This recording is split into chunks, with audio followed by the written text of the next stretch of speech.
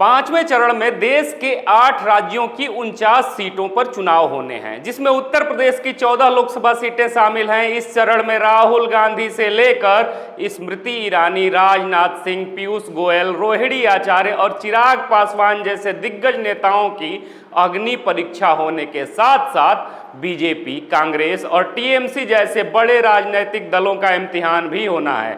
ऐसे में आइए जानते हैं देश में पांचवें चरण मतदान की 49 लोकसभा सीटों का लेखा जोखा। आखिर कैसे बीजेपी के लिए सबसे अहम और मुफीद बन रहा है ये पांचवां चरण, क्योंकि पांचवें चरण से काफी हद तक जुड़ी है भाजपा की सियासी किस्मत। इस वीडियो में देश के पांचवें चरण में मतदान को समझिए विस्तार से।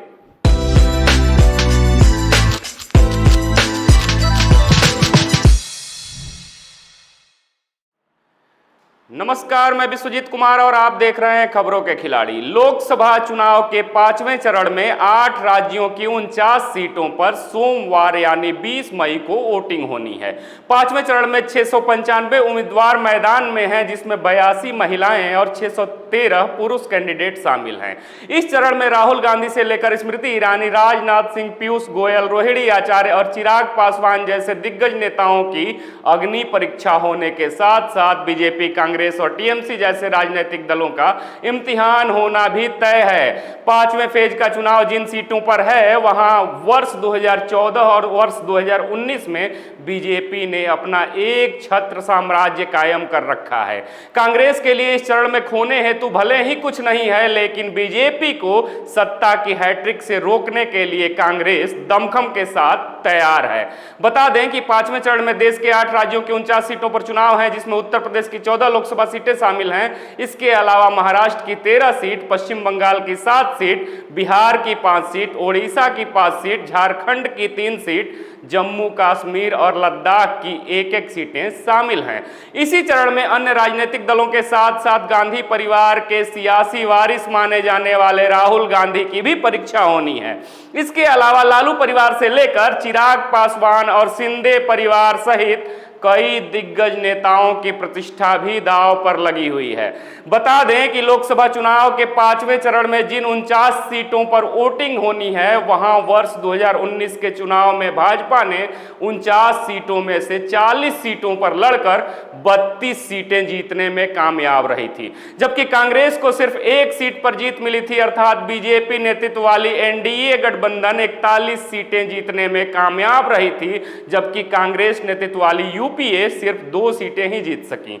वहीं शेष सीटों पर अन्य दलों ने जीत दर्ज की। अगर हम पिछले 3 चुनाव नतीजों का इन सीटों पर विश्लेषण करें तो यह साफ हो जाएगा कि कैसे भाजपा इन 49 सीटों पर मजबूत रही है। बता दें कि वर्ष 2009 में बीजेपी के पास सिर्फ 6 सीटें थीं, जबकि कांग्रेस के पास 14 सीट थी।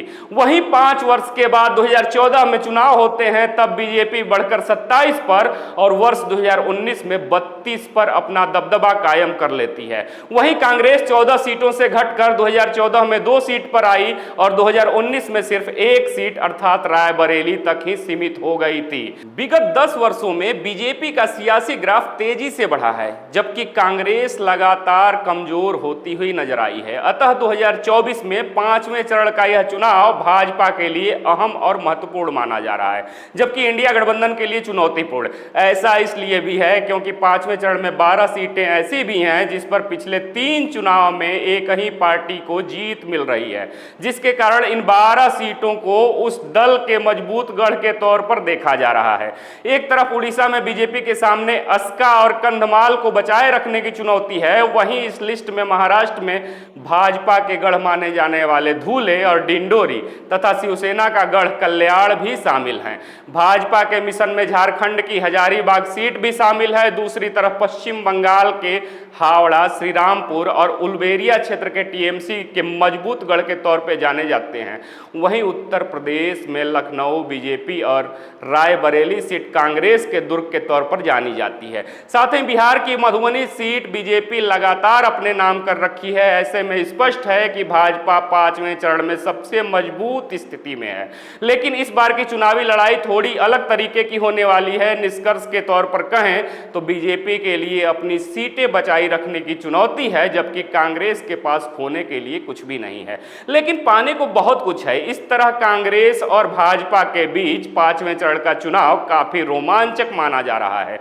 इस पांचवें चरण में 4 लोकसभा सीटें ऐसी हैं जहां से मतदाता हर चुनाव में अपना मिजाज बदलते हुए दिख जाते हैं। इसमें बारामूला, बारगढ़, पालघर, सीतामढ़ी लोकसभा सीटें शामिल हैं, जिसे एक बार जीती हुई पार्टी अपने पास दोबारा बरकरार नहीं रख पाती हैं। इसके अलावा इस चरण में 4 सीटें ऐसी भी हैं जहां जीत हार का अंतर बहुत कम था।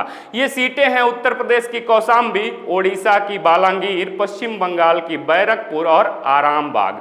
इसी कड़ी में यूपी की अन्य 4 सीटें भी शामिल हैं। वहीं पश्चिम बंगाल की जिन 7 सीटों पर चुनाव है, उनमें से 4 सीटें टीएमसी जीतने में कामयाब रही थी, जबकि बीजेपी 3 सीटें ही जीत सकी थी।